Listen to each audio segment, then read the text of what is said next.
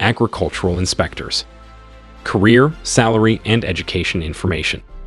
What agricultural inspectors do: inspect agricultural commodities, processing equipment and facilities, and fish and logging operations to ensure compliance with regulations and laws governing health, quality, and safety. How to become an agricultural inspector. Education and training. Typical entry-level education, bachelor's degree.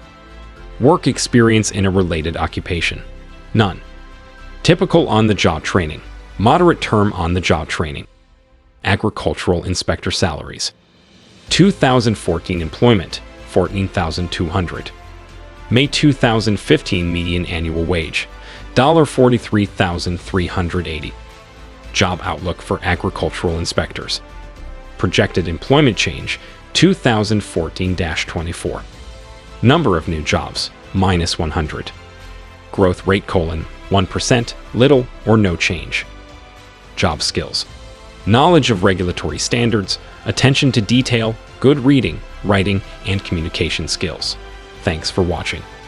To get the latest videos related to career and education, please subscribe to our channel.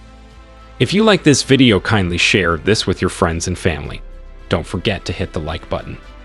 If you have any queries, please comment in the comment section.